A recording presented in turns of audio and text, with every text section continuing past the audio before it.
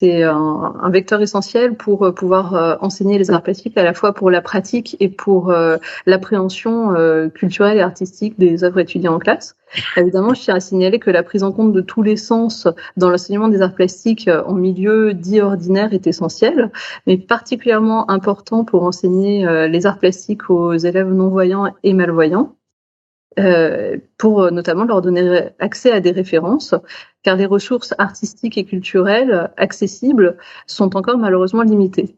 Donc mon expérience d'artiste et de graveuse me permet de concevoir plus facilement des documents adaptés, et pour ce faire, j'utilisais beaucoup d'images tactiles réalisées sous forme de dessins numériques et imprimées sur papier thermogonflé pour mes cours, afin de permettre aux élèves de se représenter mentalement les œuvres étudiées, sans oublier évidemment de s'appuyer sur d'autres modalités. Donc, comme l'a dit Rima tout à l'heure, l'audio, par exemple, ou d'autres sens peuvent être tout à fait complémentaires avec le toucher. L'idée, c'est vraiment de travailler sur cette complémentarité pour donner un maximum d'informations et transcrire le mieux les œuvres que l'on souhaite partager avec les élèves.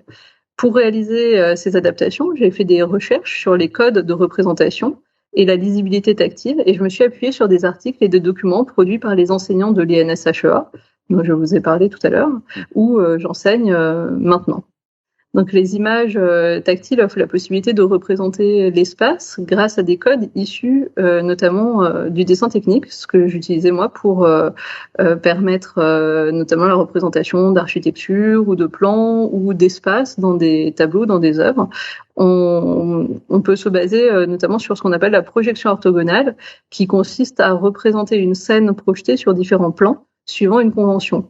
Donc je vous donne un exemple, on va prendre une vue de dessus et une élévation, une vue de face ou vue de profil. La combinaison des informations de ces deux vues permettent de reconstituer mentalement l'espace d'une scène en 3 dimensions. Et c'est pour ça que c'est important à la fois de faire des adaptations tactiles, mais qu'elles soient réfléchies pour apporter des informations précises et complètes aux élèves.